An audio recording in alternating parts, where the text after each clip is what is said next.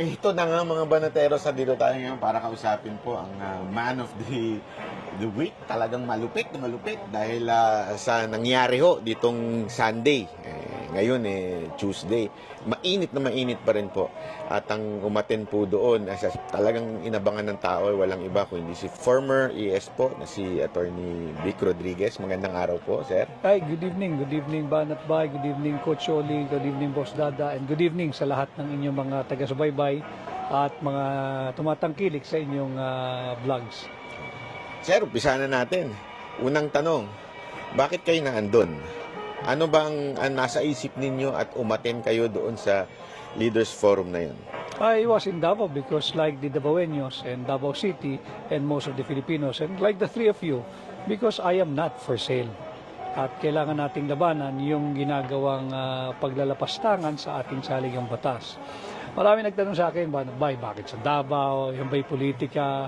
Siyempre maglalabasan yung mga trolls, yung mga kanya-kanyang media operators ng tinamaang grupo. At pinapalabas, ito raw ay away lamang ng dalawang pamilya. Maling-mali yun. Masyado talagang linalapastangan ang katalinuhan ng Pilipino. Walang away political dito. Ang pinag-uusapan dito, yung paglapastangan sa ating saligang batas sa pamamagitan ng pagsubo sa mga ordinaryong mamamayan ng bastardong People's Initiative. And I was in Davao kasi po sa Davao nagsimula itong Leaders Forum at movement to go head-on against this fake, deceptive, tyrannical, and graft-ridden People's Initiative. So sinabi nyo nagsimula. Meron ba itong kasunod? Part of the Leaders Forum, yung tinatawag na Way Forward, ay iikot sa buong bansa at gigisingin ang mga Pilipino na wag nating pahintulutan itong ginagawang pambabalahura sa ating saligang batas. Alam niyo, mga kababayan, ngayon yang meron tayong gumaganang saligang batas, nandyan sa section Articles 3 rather, ang ating Bill of Rights. Ramdam mo ang takot ang mainstream media, walang ibinabalitang mga halos totoong balita. Buti nga ang social media, tinatawag nilang new media, nandyan kayo. Diba? Gumagana pa yung ating fully operational, fully existing ang ating saligang batas. At nariyan pa yung ating Bill of Rights. Pag sinuko natin ito at pumayag tayo at sang-ayunan natin yung ginagawa nilang paglalapastangan sa saligang batas, hindi na nila ibabalik yung mga karapatang yan na nakasaad sa ating saligang batas. Kaya huwag tayong pumayag. Pero ito, di ba, parang ang dating is, those in mga nangyari noon, it's because of this PI. Ito na nga, sinuspend na nga ng COMELEC. Hindi pa ba kayo titigil? Wala na, suspend dito na. Thank you for asking that. And dapat malaman ng ating mga mamamayan yung pagsuspindi ng Commission on Elections. Sa tingin ko, ang aking personal na analysis at pananaw, parte ito ng kanilang plano na pag tayo'y nabulilyaso, Chairman George Garcia, itigil mo pansamantala or indefinitely yung pagproseso ng People's Initiative. Unang-una, nalalaman ito ng chairman ng COMELEC, hindi mo dapat sinimulan ang pagproseso ng mga pag-validate ng pirma. Hindi mo dapat inutusan ang mga kawani ng COMELEC na i-verify yung mga pirma. Bakit? As early as 1997, meron ng permanent TRO ang Korte Suprema doon sa kasong inihain ni dating Senadora Miriam Defensor Santiago. Malinaw ang ruling ng Korte Suprema doon. The COMELEC is prohibited from entertaining any petition on initiative on amendments to the Constitution until an enabling law is passed by Congress. Malinaw yun. Ngayon, kung hindi mo alam yan, mas may problema rin tayo. Chairman ka ng COMELEC Hindi mo alam itong batas na ito. It's a law because it's a jurisprudence. It's a decision by the Supreme Court. So you cannot feign ignorance. So may nilalabag si COMELEC. Labag na labag. Labag na labag. Makikita pa natin. At marami siyang paglabag. Itong ginawang insertion na 70+ billion pesos sa pondo ng COMELEC. Walang hindi dumaan sa committee hearings yan. Hindi rin dimaan sa plenary yan. Yan ay isiningit during the bicameral conference committee meeting at nagkaroon sila ng karagdagang 70 billion pesos. Ito raw ay gagamitin para sa mga plebisito. Kasama na dyan yung initiative and referendum. Kumbaga pa, lagi kong sinasabi, kumbaga pa sa isang krimen, premeditated itong ginagawa nilang paglapastangan sa ating saligang batas. Kaya wag nating hangaan yung pagsuspindi ng COMELEC. Kaya nyo sinuspindi dahil unang-una sumipa na at nagising na ang sambayan ng Pilipino. Natauhan at yun nga, hindi kami for sale at wag nyo na kaming utuin. Lapit sa puso ko ang usaping ito sapagkat ang dami ko nakakausap both retired and incumbent judges, justices, law practitioners, and those in the government lawyers. Ang sinasabi ko nga, alam ninyo, kung hindi natin pagtatanggol ang ating saligang batas dito sa lantarang paglalapastangan na ginagawa noong mga tinatawag pa naman nating kinatawan ng tao kada distrito, mabuti pa isoli na natin yung ating lisensya na makapag-practice bilang abogado. Wala tayong silbing abogado. At alam naman nating lahat, in all humility, na ang mga abogado occupies somehow a special spot or place in the community. Pagka may mga problema, tatakbo sa abogado, parang doktor yan hindi ba? So ngayon, hinahamon tayo ng pagkakataon, ito ang hinihingi ng panahon, let us step up. Whether you are for or against charter change through people's initiative, magandang pag-usapan natin. Kesa yung sila-sila lang, usapang magkakarancho lang na paglabas, yan, bulaga, yan ang ating saligang batas. So, anong inaantay nyo para somehow medyo tumigil to, itong sabihin ba ng COMELEC na hindi pwede yan o iatras ng Kamara? Ano ho bang inaantay ng movement? I think the most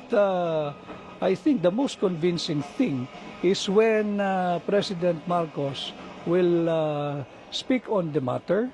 He will step in, he will step up and talk to the people at sabihin niyang pinatitigil niya ang hindi siya sang-ayon dito at pinatitigil niya ang kanyang mga kaalyado, supermajority Pag nagsalita ang Pangulo, sigurado titigil yung mga yan. Hindi ba? Never mind the House leadership. I don't think it will be forthcoming anytime soon. But who knows? At nagising na ang sambayan ng Pilipino, baka naman sakali na matauhan din sila na hindi itong gusto ng taong bayan. Kaya lang, nagsasalita na si Marcos ngayon, hindi nakikinig ang Kamara. He needs to be more assertive. And, magsalita lang ng sincero, Pangulo, titigil yan. I-commit niya na hindi siya sang-ayon dyan at inaatasan niya ang liderato ng mababang kapulungan na itigil yan. Titigil yan. Pero hanggat walang ganun na open declaration and instruction, call it an instruction, or even an appeal, kasi nga, alam ko naman ang susunod dyan hindi ba? Na the President cannot do that. He is the head of the executive, but we are from the legislative branch, so separation of powers. Alam naman natin yun but wag na tayo magbulahan pa sa ganung bagay. Pag sinabi ng Pangulo, susunod yan. So it's not enough yung statement ni Senate President na sinabi na ni PBBM. Kailangan talagang siya ang magsalita. Kinakailangan. Para sa akin bilang isang mamamayang Pilipino, yun ang inaasahan ko sa Pangulo ng bansang Pilipinas. So do you think tama yung sinasabi ni dating Pangulong Duterte na itong People's Initiative is walang iba kundi ang asawa niya at saka si Speaker Romualdez? I cannot speak of that whether it's yung asawa niya. Yung topic lang natin na charter change, basta ang akin, basta pagka gusto mong patigilin yan, titigil yan. Once you assert your presidency at sabi mong itigil nyo yan, hindi yan ang kinakailangan ng bansa natin ngayon. Look, today is, yesterday or today, nag-increase na magkano yung gasolina. at ang presyo ng diesel, magkano na ang palitan ng piso at dolyar. Ito ba ang makakapagbigay ng pagkain sa lamesa ng bawat pamilyang Pilipino? Chapter change ba? O ito ang magbibigay ng mas mahigit na pagkain at masasarap na inumin sa mesa ng mga nagtutulak ng huwad na People's Initiative? Importante yung ordinaryong yung interest nila ang ating atupagin, hindi yung interest ng iilan na gahaman sa kapangyarihan na ang gusto lamang ay mapanatili yung kanilang sarili, yung kanilang pamilya, yung kanilang angkan sa kapangyarihan. Pero sir, do you think kaya hindi nagsasalita si Marcos about this? He's too weak? Kailangan maging assertive siya. Kailangan mas may umpag, mas may impact yung kanyang pagiging Pangulo at pag-utos sa kanyang mga kaalyado. Supermajority, laging binibida yan. Supermajority, ang bilis magpasa ng panukalang batas sa House, sa Senado, pag sinabing ganyan, ganyan. Oh, this is the time. Pero may nagtatanong din na baka naman in reality, nasa kanya yung command. It's not, di ba, iniisip ng iba na si Romualdez to, ganito. Pero iniisip din man yung iba, imposible namang gagalaw si Romualdez nang hindi inutusan ni PBBM. What do you think of that? Whether nasa kanya yung command o wala sa kanya yung command, kaya nga ang sabi ko, you have to step in, he needs to step up, and make that the categorical pronouncement that you are not for the charter change through People's Initiative, and you are, wag nang utos, sige na, pagbigyan na natin, may separation of powers tayo, hindi ba? May respeto tayo sa co-equal branch. You make an appeal as your president who enjoyed a 31 million plus mandate from the Filipino people. I urge you, and if I have to say please, probably please stop doing this fake People's Initiative because it's causing so much division. Sabihin niya yun. Pero, sir, ito, since kayo, siyang pa sinasabi nyo, merong mga ibang frustrated na. Kaya nga, siguro, isa doon si Mayor Baste. Parang frustrated na siya na walang ginagawa ang Pangulo at kaya nga niya sinabing, mag-resign ka na lang. Would you support that call? Ang konteksto kasi sa akin nung mensaheng yon ni Mayor Baste, even that statement applies to him. I think I felt him during that forum in Davao. Sa tingin ko kahit yung kaya niyang gawin parang ang nagkataon lang na ang Pangulo ay si Pangulong Marcos. But regardless of the political personality occupying the office of the President, tingin ko tama si Mayor Baste. At yun din ang sentimento ng lahat ng Pilipino. Hindi lang para sa Pangulo, all elective officials. Kapag nawalan ka na ng pagmamahal at aspirations para sa iyong bansa o para sa iyong probinsya o para sa iyong munisipyo o para sa iyong barangay, the honorable thing for you to do is to resign. And that applies to everybody. Fast forward kasi dalawa yung topic na sinabi ni Tatay Digong na matindi. First, yung sa PI. Then the second is yung bangag. No? And let's forward, fast forward. Assuming nagsalita siya, naging assertive siya, naging strong president siya, huminto yun. What's next? Hihinto na ba tayo? Dahil hininto na? O doon tayo sa second na binanggit ni Tatay Digong about bangag?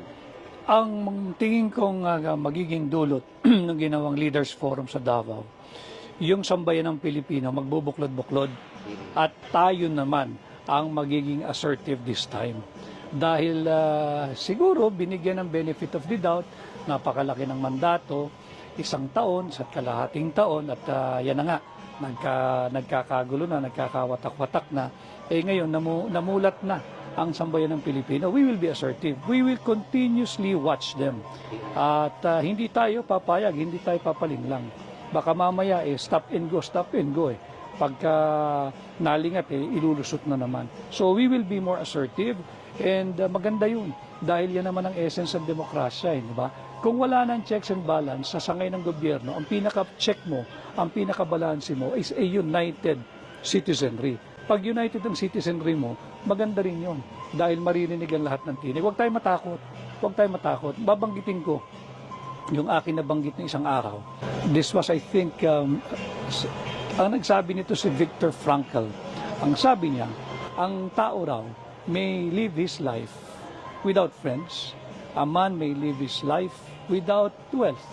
But a man will not be able to live his life without meaning. Tayong lahat magbuklod-buklod, ang meaning natin para sa bansa. Tama na yung nagpagamit tayo, naisahan tayo, nalansihan tayo, hindi tayo uunlad bilang isang bansa, bilang isang mamamayang Pilipino. Maawa tayo sa ating bayan, maawa tayo doon pa sa mga kabataan Pilipino. Kawawa ito, walang matitira dito pag hindi tayo nagsama-sama. So, kahit seriously nito yung PI, diretso tayo. Hindi lang naman kasi PI eh. PI, yun lang ngayon ang nakasentro. Pero let's look the entire governance. Pagka tayo nagbuklod-buklod na, bantayan na natin. Hindi ba? Iparamdam natin sa kanila, hindi tayo papayag ng yung ginagawang paglulustay sa kaban ng bansa. Ako, I really feel bad. Bakit yung simpleng pagpapalit ng logo ng administrasyon, kinakailangan pa sabi ko nga tila, whole of nation approach. May memo, kinakailangan attendan, lahat, pati yung mga uniform personnel pinag-a-attend. Hindi naman nila pwede tanggi yun, naglabasan yung memo Hindi ba? May bigayan ng AIX, yun ang come-on Yung ayuda, yung AIX, I'm not sure kung meron ding medical assistance na naganap doon. Chine-check yung attendance, ang danger pa ron. Pag nag-check na attendance, baka i-attach pa yun sa People's Initiative Petition Nakikita mo ba na hindi niya matatapos yung kanyang 6 years na term? Ako gusto ko matapos niya. Basta nagtatrabaho. Dahil I have to be very, very honest with you, gentlemen. Bahagi ako nung pagkapanalo ni Pangulong Marcos at ang laki ng hinirap ko riyan. And I wish him success. Hanggang ngayon, I wish him well. I wish him success. Siya ang ama ng Republika ng Pilipinas. Kung saan mapunta ang Pangulo, doon dadali ng bansa. Ganun talaga regardless of who the president is Pagka namali ng maneho yung piloto, may problema. Hindi ba? Baka mag-crash ang ating eroplano. So I wish him well. I hope he completes his term. Pero yung kapakanan ng tao, ang kinakailangan mong tingnan. Kaya ka nga nagkaroon ng ganong kalaking mandato Bahagi ako nun, nakita ko yun Hindi ba? Nagtiwala yung tao, umasa yung tao, naniwala yung tao. At doon ako papanig sa initially, yung 31 million na aming nakumbinsi sa pukpukang kampanya, and now 114 million since he is the president. Ako, isa lang naman ako sa 114 Hindi ko binibilang yung sarili ko sa 31 million. Ang constituency ng Pangulo, kahit sino pang Pangulo, ay hindi yung bumoto lang sa'yo. Basta't nanalo ka na, yayapusin mo na lahat. Diba? Yung 31 nga lang dapat mong i-deliver yung expectation nun base sa mga sa mga agendang sinabi mo during the campaign, lalo na pag Pangulo ka na, lalaki na yung whether you like it or not, ikaw na ang ama ng Republika ng Pilipinas. Kailangan mong gawin at gampanan yung papel ng isang ama. Medyo papasok na tayo sa mga controversial issue. Kasi isa sa mga controversial issue is yung video na may mga nagbibintang pa nga na kayo daw ang source ng video na sinasabi ni Maharlika na ang issue daw is kayo ang nag-feed kay Maharlika. Yan ang bashing ng mga tao, yan din ang binibintang ng kampo ng mga vloggers ng mga Marcos.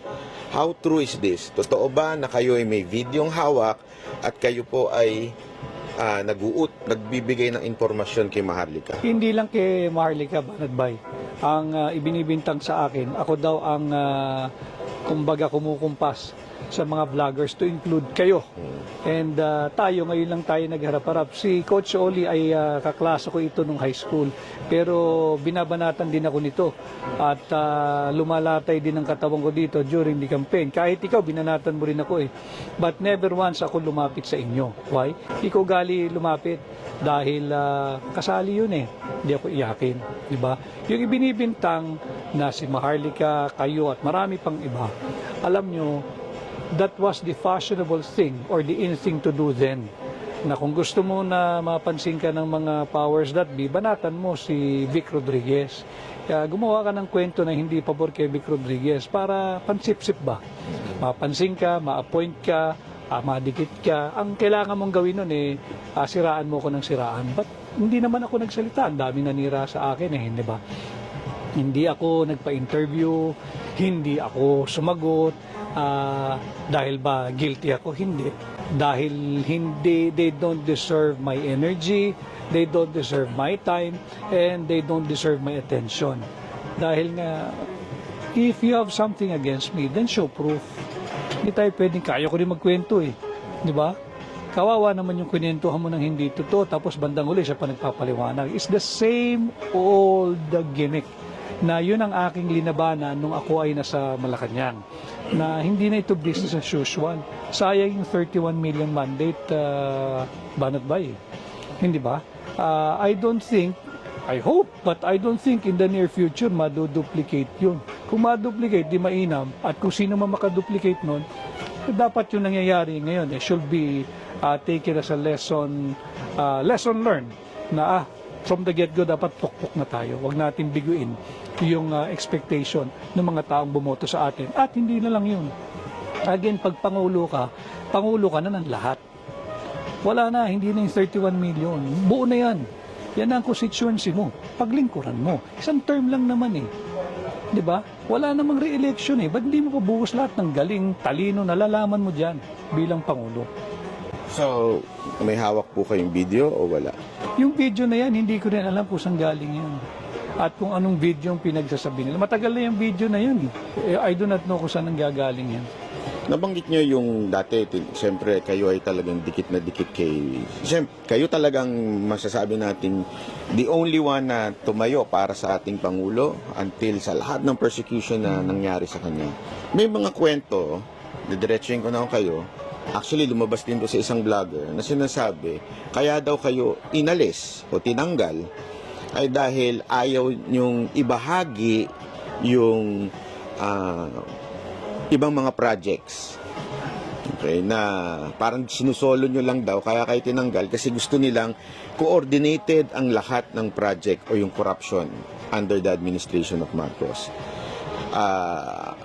Can you answer kung totoo ba to? Unang-una, again, hindi nga ako sumasagot noon. Ngayon na lang tayo nagbibigay ng pahig. At hindi mo talaga maiwasan lalabas yung mga ganyan tanong Unang-una, hindi ako tinanggal. Ako nag-resign.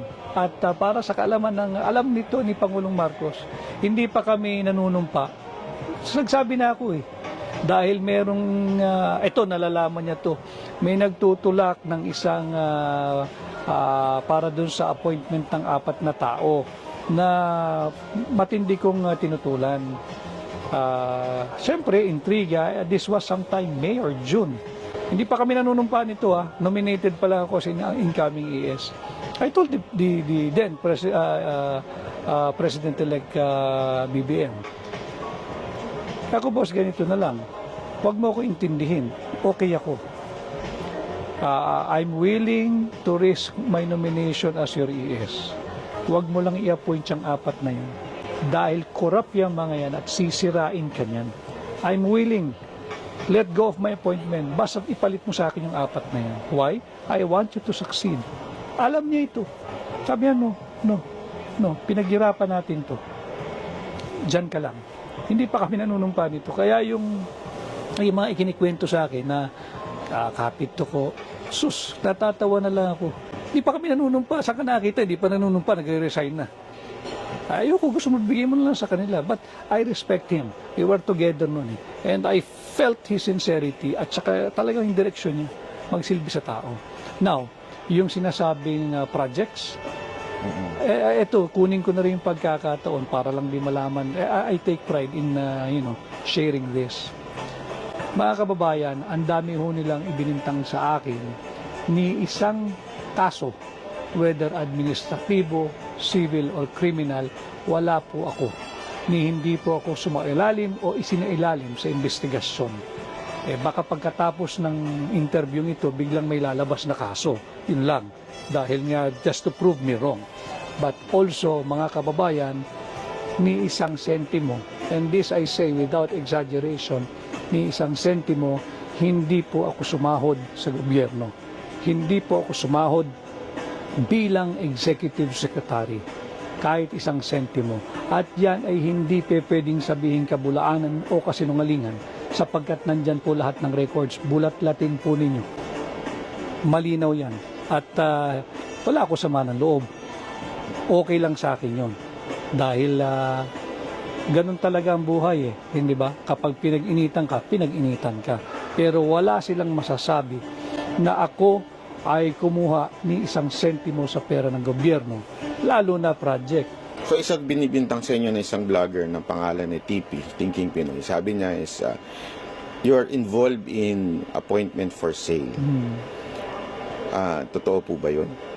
Alam mo, kagaya ng sinasabi ko, ang dami nilang kwento. Ayoko nang hindi ko siya sadyang sinagot kasi nakakatawa yung kanyang aligasyon, hindi ba? But anyway, itinanong mo ba, Bay, yung sinasabing appointment for sale na 50 million, 100 million. Kaya lagi ko sinasabi, di bali na yung nagbigay, madali yun kung nagbigay ka talaga tapos hindi na ibigay yung pwesto, lalabas yun. Estafa yun eh, hindi ba? Pinangakuan mo eh, ganitong halaga, kinuha mo, hindi mo na-appoint, estafa yun. Wala. Malayo na yun dahil wala naman talagang ganun nangyari. Kahit man lang sana, wag na yung hiningan, yung pinasaringan. Halimbawa, si Banat Bay nag-a-apply, biglang hirit ko, alam mo, Banat Bay, ang ganda-ganda ng bagong Nissan Patrol Hindi ba't pahiwatig na yun na yun ang kailangan, magbigay ka ng Nissan Patrol para ma-appoint ka. Kahit yung mga ganun man lang, wala. Bakit? Kasi wala. Ito, medyo sensitibo. Totoo ba yung humingi talaga ng pwesto si Thinking Pinoy, kaya kayo siniraan ng todo-todo dahil hindi nyo binigyan, tinanggihan? Nasagot ko na yan at meron akong posting dyan. At hindi ko pinagsisihan at wala akong pinagsisihan sa lahat ng desisyong ginawa ko nung ako ang executive secretary. Pati yung mga hindi nakakuha ng pwesto dahil kailangan mong payuhan ng Pangulo kung nararapat ba o hindi itong mga personalidad na ito. At hindi wala akong pinagsisihan doon. Kung yun ang pinagmulan ng kanilang ngit-ngit at puot, okay lang.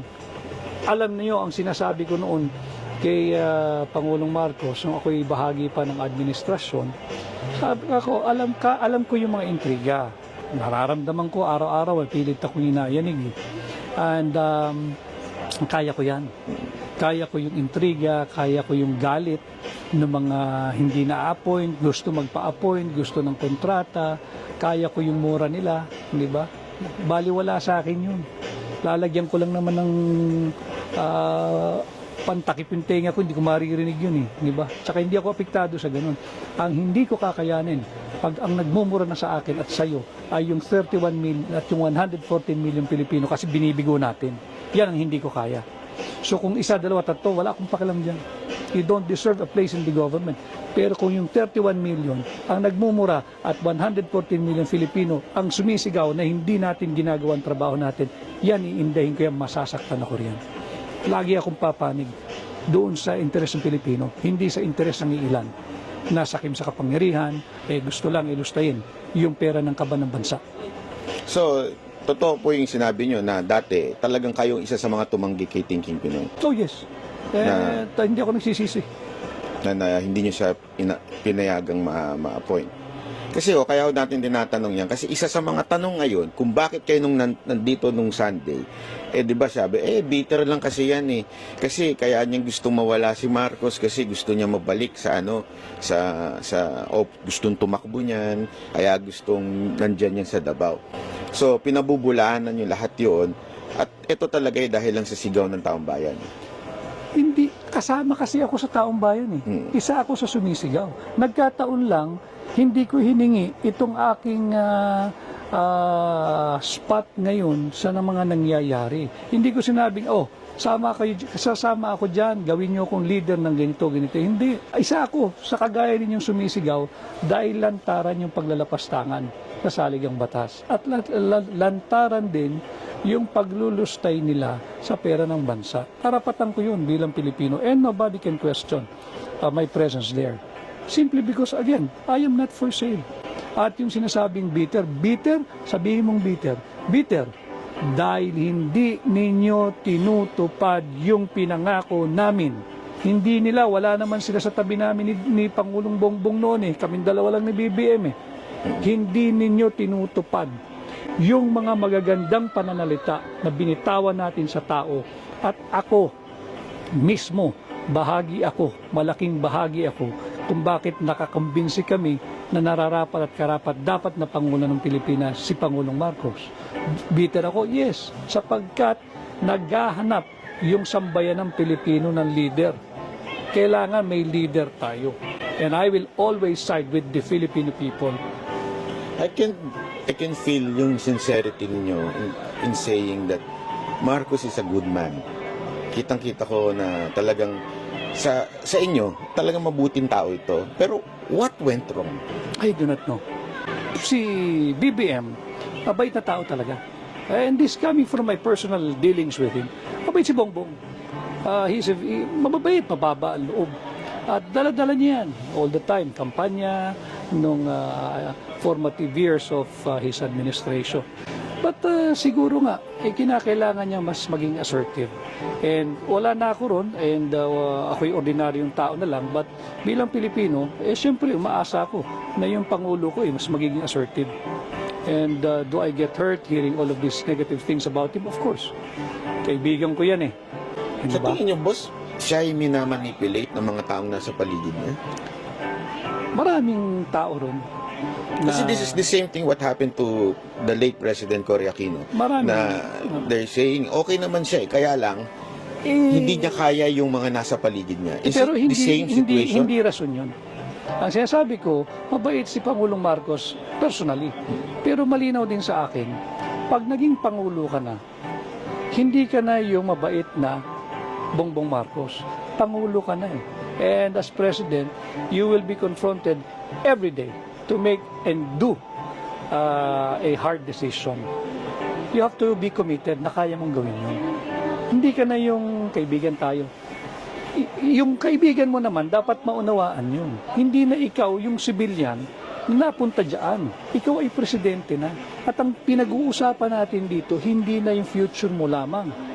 Tangan-tangan mo, nasa balikat mo, yung kinabukasan ng mamamayang Pilipino. Doon pumapasok sa tamang konteksto yung sinabi ni Mayor Baste. And again, that cuts all, across all positions. Pag wala ka ng love and aspiration doon sa iyong dapat pinagsisilbihan, it's time to go.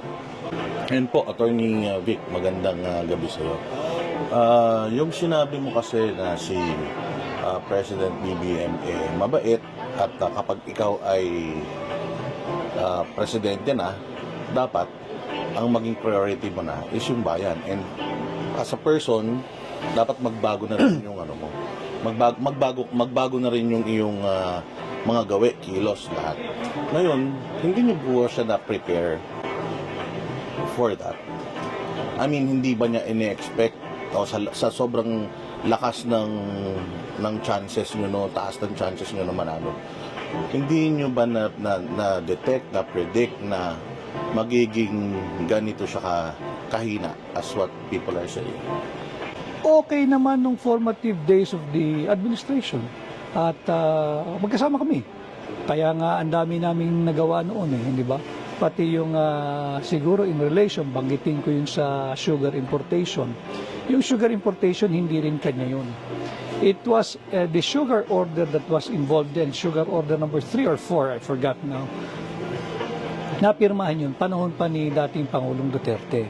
Tama yung nakalagay doon 300,000 metric tons of sugar. Kaya lang, siyempre, sabi ko nga sa iyo, pag nasa Office of the President ka, ES ka pa, papasok sa iyo lahat ng information. Ang kanya, sabi ni President Marcos meeting kami with the SRA at pati sa DA, bakit 300,000? Talaga bang walang asukal? Because I told him, Mr. President, yung mga producers naman ang umaaray dahil mag-aabot. Pag pinasok mo yan, matatapos silang mag-harvest, mag-mill at pwede nang magbenta, patay ito. Dahil yung presyo hindi magtutugma, mas mura yung papasok Di ba? Mas mahal yung locally produced. So sabi niya, sige, let's do a complete staff work. Alamin natin magkakano ba talaga yung kinakailangan ipasok. And so, trabaho. Ang daming info na pumapasok sa akin. Sabi ko, Mr. President, don't sign it yet. Dahil ang dami raw asukal na naririto. Papahanap ko lang. Series of raids ang ginawa sa mga warehouses. Ang dami naming nakuha eh. More than 300,000 metric tons landed. Hindi mo kailangan mag-import. So sabi ko, boss, itong 300 na to, gigisa ka sa sarili mong mantika. Nandito na pala yung mga yan. Hinord yung iba smuggle. Sabi, bakit di nila i-release? Mahirapan sila mag-release kasi ang drama nila may shortage. Pag linabas mo bigla yan, nang wala pang napipirma sugar order, di may pinanggalingan yan. Either smuggled yan o hoarding yan. Either way, it will open you to criminal case, whether smuggling or economic sabotage for hoarding. Minamanipulate niyo yung presyo eh. Umabot na ng 110 that time yata eh. Sabi, okay, hanapin mo lahat. Nahanap. Biglang iba na kwento. Akin daw yung importation ng 300,000 metric tons. Ako nga nagpahuli. Paanong akin yung 300,000 metric tons? And I was invited by the Senate Blue Ribbon. And I went, I think twice. And they came out with a report na clearing me of any wrongdoings. Klaro yan. Pero syempre, yung spin, bago. Hindi ko rin sinagot. Bakit? I'm confident of what I did. Nasa record yan, nasa journal ng Senate, nasa record ng Blue Ribbon, na sila mismo nag-clear eh. Diba? So, wala. Okay. So, pagdating naman po doon sa kaninang sinabi nyo na kayo po ay nag-resign dahil ayaw nyo mapunta or makaposisyon itong 4 na tao na ito. Nung po kayo'y nawala na, tumupad po ba sila doon sa inyong kasunduan or at least man lang, in-honor man lang ba nila yung inyong call na wag malagay itong mga to sa posisyon? Hindi, nandyan eh. Nandiyan sila. Nandyan. Kagaya no, iyon, parang nakakalungkot. Dahil nung nagpaplano kami, talagang aayusin yung gobyerno eh. Kasi yung 31 million, essentially nga, sa kanya rin ang galing ito, essentially, he was given by the Filipino people a clean sheet to write his presidency. Write your own presidency. And if you're gonna look at it that way, the clean sheet is like a blanket authority to do right, not to do wrong. Di ba? Na you act with justice at hindi ka dapat mang-oppress at isulong mo yung ikabubuti ng bansa mo at ng mamamayang Pilipino, hindi doon sa interes ng ilang negosyante, politiko o kamag-anak o kaibigan. Nagsisi po ba kayo na kayo ay umalis? Or somewhat, naisip niyo po ba na kung nandiyan sana ako, nag-guide ko sana Hindi siya? rin ako tatagal eh. Hindi rin ako tatagal. Kung nag-decide ako na nandoon pa, it will just be a matter of time. Aalis din ako.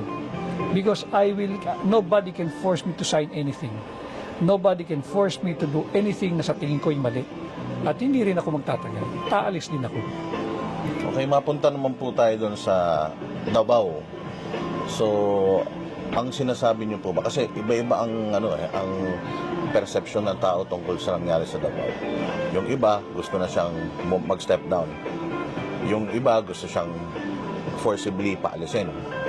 So para po sa isang ESV, yung former ESV, ano po sa tingin, ano yung pinakamagandang gawin? Although nasagot ko na kanina, ano po yung pinakamagandang mangyari? Ang pinaka-resulta na nitong ginagawa natin na to, particular yung dyan sa Davao?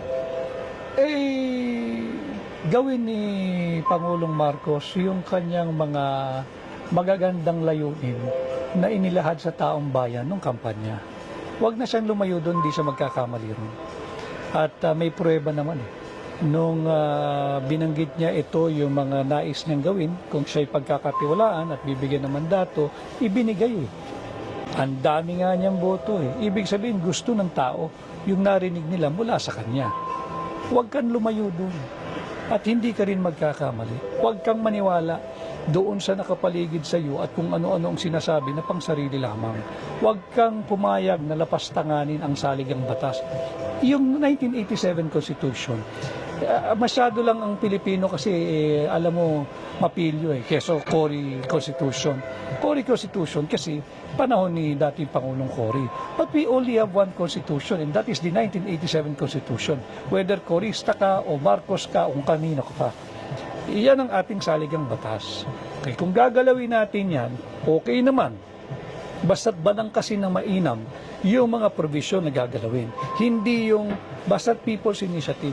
Babaguhin natin ang ating saligang batas. Anong pagbabaguhin natin? Inuna mong pirma Di ba? Pwede ba namang pumirma ka sa isang bagay that you're affirming that you have read and understood the content of something, wala kang pinakita sa iyo, basta pirma ka lang. Pirma ka sa signature sheet or attendance sheet, tapos ididikit na lang na ganun. Hindi yan yung diwa nung Section 2 of Article 17 of the 1987 Constitution. That's not the people's initiative na pinag-uusapan doon sa artikulong yan ng ating saligang batas. Yang ginagawa ng mga miyembro ng supermajority sa Kongreso at yung mga ibang nasa local government unit, ito ay malinaw na panlilin lang sa taong bayan. Tandaan ho ninyo yung mga taong nanloloko sa atin. At pagdating ng araw ng halalan, araw ng paghusga, huwag nyo nang tangkilikin yung mga yan. So, final po para sa akin, sa side naman to ng mga nagtatanggol sa kanila, na ang kanilang sinasabi ay bakit ngayon lang si ES Vic nagsasalita? Well, nagpapa-interview na po kayo dati, pero bakit ngayon lang po kayo naging involved at maingay? May pangarap po ba si ES Vic na tumakbo ngayong 2025 elections? Bakit ako tumahimik? Ako ay umexit at the close of office hour on September 16, 2022. That was a Friday. Aalis si Pangulong Marcos ng September 18 para sa una niyang biyahe, yung sa New York UNGA. Nag-usap kami hanggang ano na lang ako, September 16, I'll step down as ES kasi nga ginawa niya akong Chief of Staff. And then, sabi niya, sige, anyway, sabi niya, mag-uusap pa naman tayo over the phone. Kasi nga, from ES, COS ka, on the assumption that I will be reporting for work already on Monday because my papers are complete. I have the appointment papers, I have the signed administrative order number 1. Kompleto Kompleto. Kaya lang, yung intrigahan na nga, sabi ko, okay lang din ako, Mr. President, hindi naman ako nagmamadali. Ako, boss, alam mo sa grupo natin, ako lang ang hindi nagpahinga. Ako lang ang hindi nagbakasyon. I'll take advantage of the time na nasa New York ka. Lalabas ko rin yung aking pamilya dahil dami ko ng utang dito. Nung summer, nangangampanya kami. Pagkatapos nun, tuloy-tuloy na, nag-organize ng kanyang gabinete, etc. So, yun yung yun yung timeline. Malis ako, nagbakasyon. October, I was in Japan. Doon kami Halloween ng mga bata, masaya, daming tao. And then, nung December of that, nagyaya yung aking kliyente na para ko na rin pamilya. Halika na, you come with us, family mo, family namin. We'll have New Year in Dubai.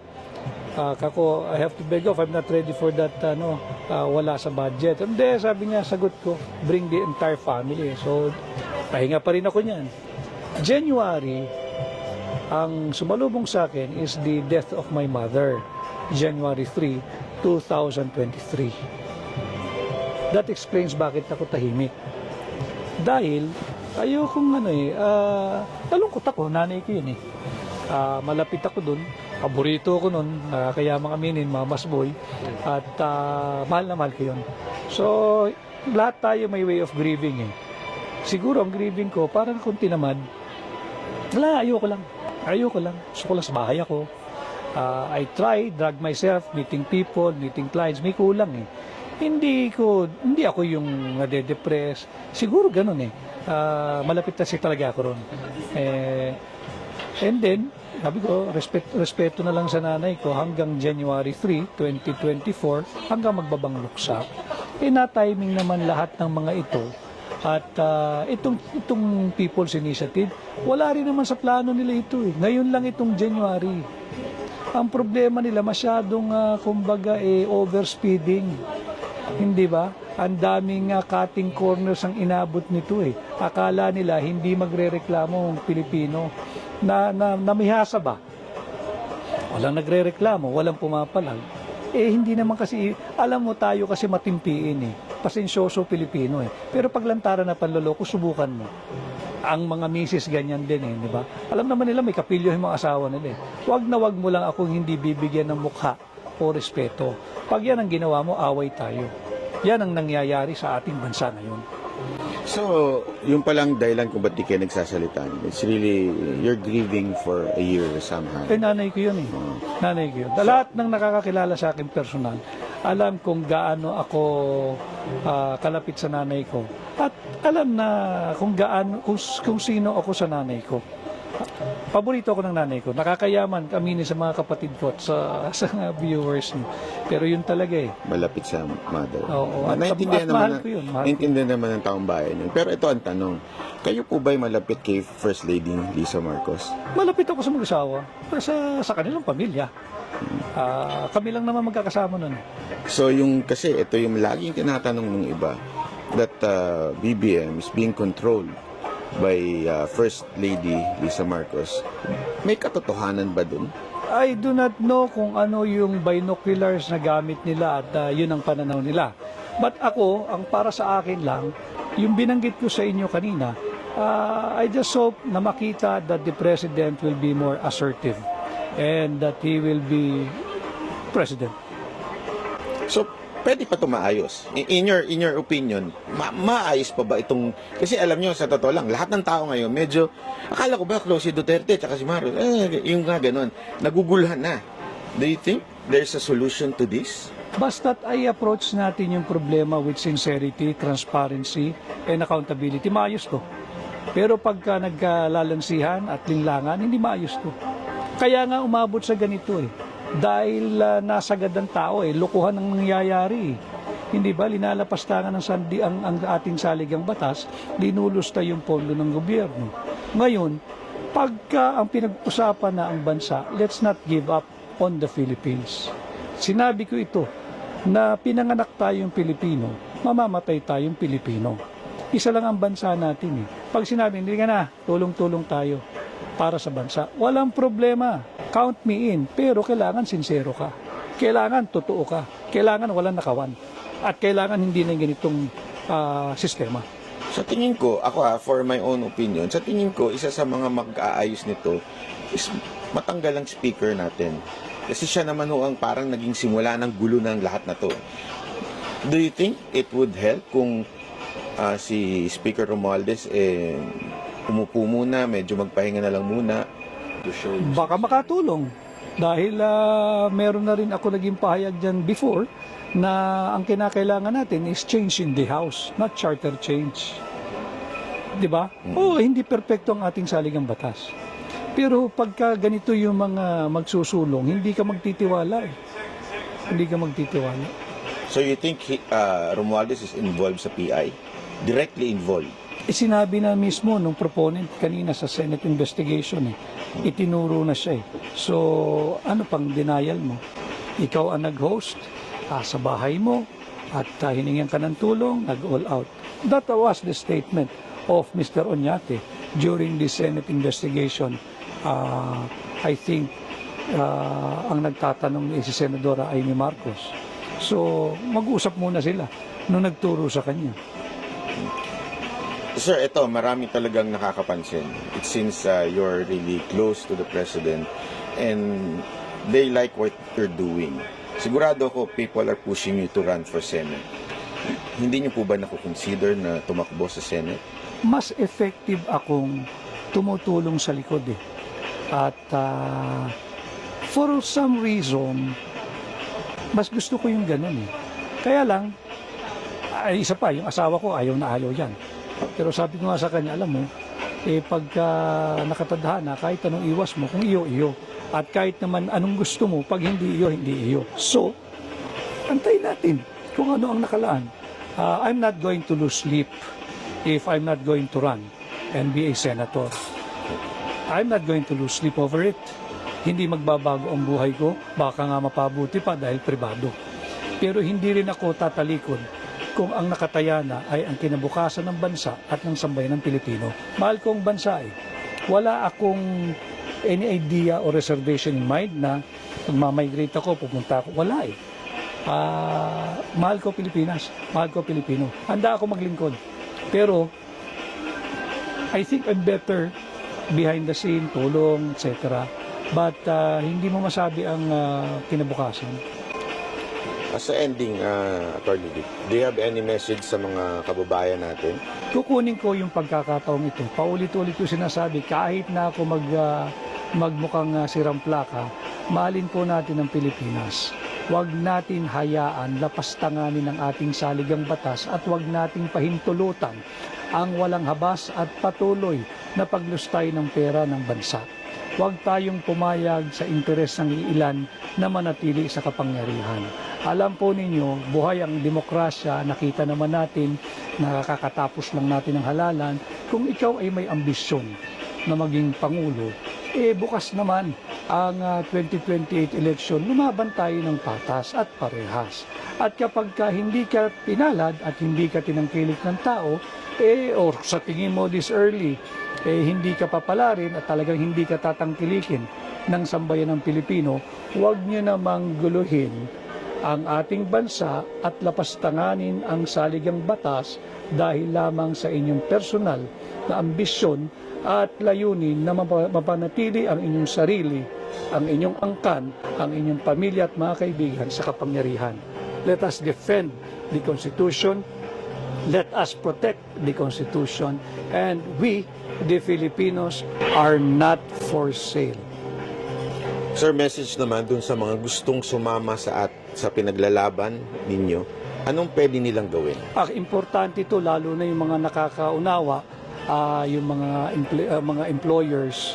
Importante ito, naturuan ninyo yung inyong mga empleyado, yung mga masters of the house, yung ating mga kasambahay, na huwag pipirma, huwag tayong magpapalansi. At nananawagan din ako kasi ang tirada nila, barangay level ang bilis lang kunin ng 3% per district Hindi ba? Nananawagan ako sa mga bagong halal pa lang kayo na punong barangay, pagmamahal po sa bansa. Huwag yung tayong basta't susunod blindly or blind obedience dito sa mga makapangyarihang mga tao na ang layunin lang ay mapanatili ang kanilang sarili sa kapangyarihan. Tatandaan po ninyo, kung kayo nga ngayon ay nakakaramdam ng takot, buhay ang ating saligang batas. Meron tayong karapatan, nandyan ang Bill of Rights sa Article 3 ng ating Constitution. Pag pumayag tayo na lapastanganin ang ating saligang batas, pati ang ating mga karapatan na nakalahad sa Bill of Rights ang ating saligang batas, mawawala po yan, and trust me, hindi nila ibabalik sa atin yan. So, Panghuli, ano po ang mensahe nyo sa inyong kaibigan, sa ating Pangulo, President Marcos? Bilang Pilipino na lang, ayoko naman mag-assume na kaibigan. Sa akin, kaibigan ko siya. But bilang Pilipino, ako'y nananawagan sa Ama ng Republika ng Pilipinas, kay Pangulong Bongbong Marcos, Ginoong Pangulo, patigilin niyo na po itong gulong ito. And step up. You have to step up, you have to step in, you have to be more assertive. Assert your presidency, you're being the president. Kausapin nyo. Itong mga, kilala nyo naman yung mga ilang politikong yan At kaming mga sambayan ng Pilipino ay nagmamatsyag, Ginoong Pangulo.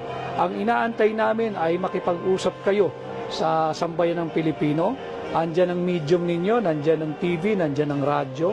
Kausapin po ninyo kami at assure us that you are not behind this move na lapastanganin ng saligang batas at hindi nyo kinukonsinti ang ginagawa ng ilang gahamang politiko na lapastanganin ang ating saligang batas upang mapanatili ang kanilang sarili sa kapangyarihan at ipahayag din po ninyo na hindi kayo sumasang-ayon sa walang habas na paglustay sa pera ng bansa. May message po ba kayo kay Pangulong Duterte? Ay, kay Pangulong Duterte, maraming salamat, PRRD. At pasensya ka na kahit alam kong may edad na si Pangulong Duterte pero hindi pa rin niya tinatalikuran yung kanyang pagmamahal sa bayan, makikita mo si Pangulong Duterte, pwede naman siya manahimik na lang eh.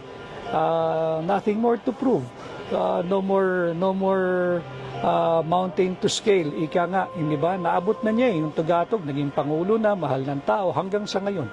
Pero hindi rin siya siguro makatulog pag alam niyang linalapastangan na yung saligang batas at may tangkang talaga naman baguhin yung sistema ng ating pamahalaan just to benefit very few, a handful of politicians desirous of perpetuating themselves or himself into power until God knows when. So maraming salamat Pangulong Duterte at ako bilang Pilipino, kaisa po ninyo ako dito sa ginagawa nating panggigising sa sambayan ng Pilipino na huwag tayong pumayag sa ginagawang kalokohan ng mga ilang tiwaling politiko na gustong lapastanganin ang ating saligang batas. Mabuhay po kayo, Tatay Digong, and I wish that you will live longer para naman meron pa tayong kasamang nagbabantay sa ating saligang batas at sa ating bansa. Maraming salamat po sa ngalan ko ni Boss Dada, ni Coach Oli. Ako po si Banat Bay, mahalin po natin ang Pilipinas.